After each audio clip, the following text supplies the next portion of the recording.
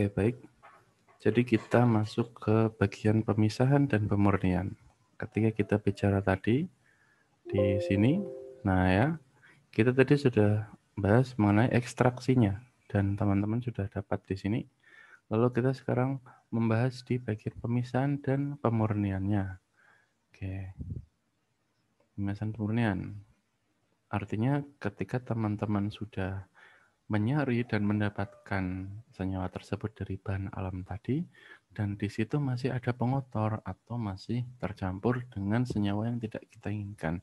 Oleh karena itu, kita perlu lakukan pemisahan agar kita mendapatkan isolat yang ingin kita peroleh, yaitu dengan cara mengisolasi senyawa yang kita inginkan dari kumpulan senyawa yang kita dapatkan dari bahan alam tadi. Diibaratkan di sini kita punya campuran hasil sari tadi, ada yang bentuknya kotak ini ya, ini artinya ada berbagai macam senyawa di sini. Nah, kita ingin yang merah saja. Oke, sedangkan kita nggak butuh yang ini. Maka bagaimana caranya? Yang pertama kita harus tahu juga dan harus teman-teman familiar dengan ini ya, hidrofilik, lipofilik, hidrofobik, dan lipofobik. Tapi lebih ke arah sininya. Ya, kita bahas di sini. Kalau ini beda lagi nanti urusannya.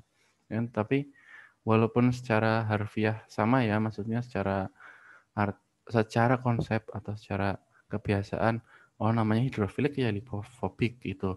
Akan tetapi kalau kita bahas lebih jauh, ini pun sebenarnya ada sedikit perbedaan antara hidrofilik itu tidak sama dengan lipofobik ya kalau kita bahas lebih jauh. Tetapi kalau kita bahas secara kecenderungan, kalau hidrofilik suka hidro, ya lipofobik atau nggak suka lipid. Itu secara awamnya atau secara itu. Tapi kalau kita bahas lebih jauh, sebetulnya ini tidak sama dengan ini.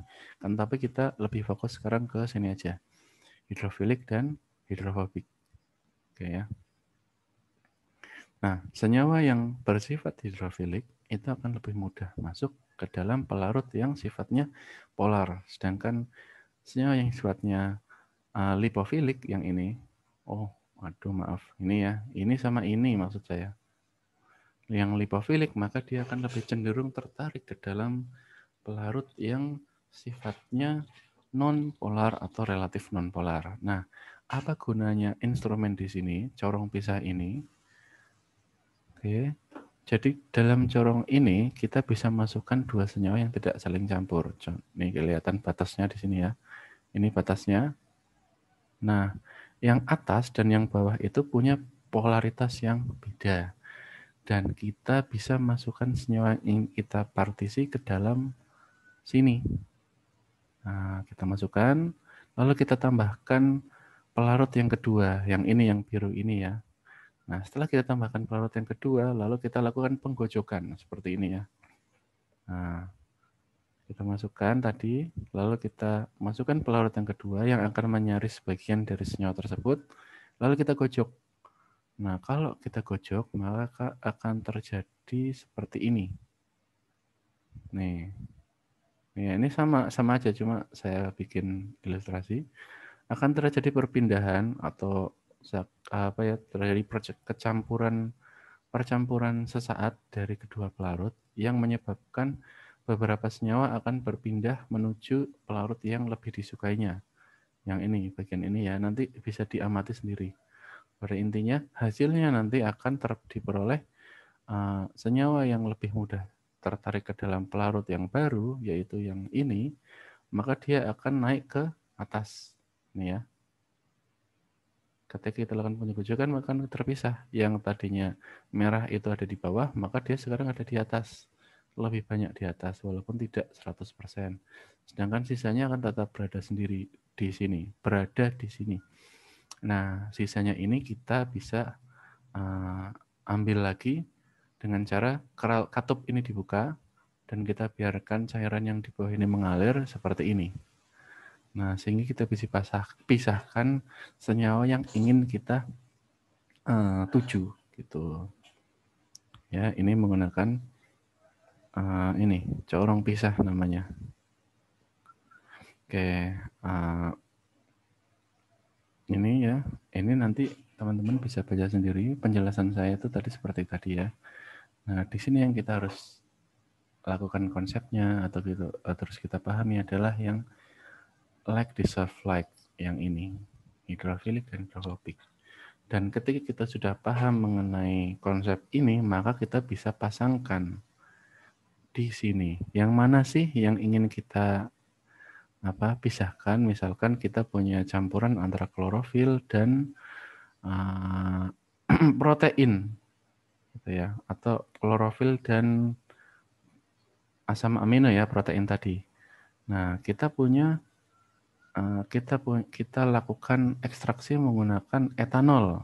Berarti kita bisa mengekstraksi asam amino dan juga klorofil. Di dalam campuran tersebut ada dua macam.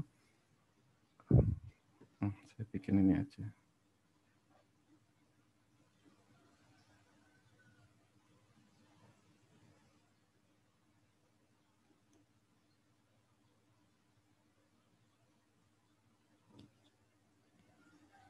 Ya. Jadi contohnya, dan ini biasanya kita paling umum menggunakan etanol. Kita mengekstraksi menggunakan maserasi, contoh ya, suatu daun. Di sini kita menggunakan etanol. Nah, kita akhirnya mendapatkan sari yang pada intinya di sini berupa ada klorofil dan asam amino. Oke, ini dalam campuran ini. Maka kita ingin pisahkan antara klorofil dan asam amino. Caranya gimana? Caranya sari ini sama ya, kita masukkan sederhananya tadi ke dalam corong pisah. Ini. Nah, entah nanti akan mengisi yang bagian bawah atau bagian atas mana, tapi akan tetapi di sini kita ada ini ya, klorofil dan asam amino. Lalu selanjutnya kita masukkan contohnya kayak tadi heksan atau petroleum ether ya. Nah, sehingga dia masuk ini heksan, ini etanol, etanol tadi ya. Nah, ketika kita kocok nantinya kira-kira klorofil akan masuk ke pelarut yang mana? Yang atas atau yang bawah? Atau asam aminonya kemana? Oke, jadi klorofil nanti akan lebih cenderung masuk ke dalam sini. Dan asam amino akan lebih tertinggal di sini. Oleh karena itu, nanti kita buka katupnya, sehingga kita dapatkan dua macam yang sudah terpisah. Yang ini heksan berisi klorofil, yang ini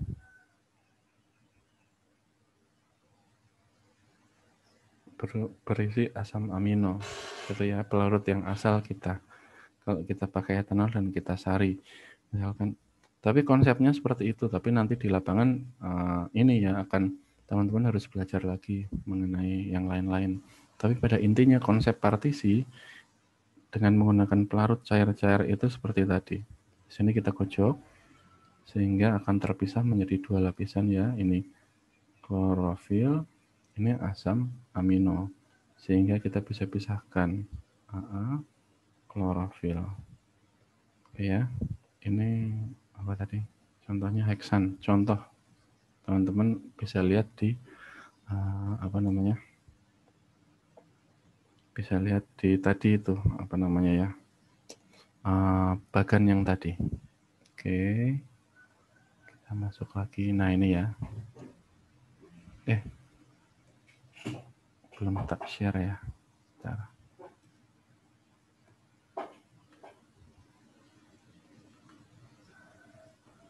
Nah, ya, di sini. Oke, jadi tidak harus menghafal, tapi teman-teman juga harus punya catatan dan konsepnya harus didapat.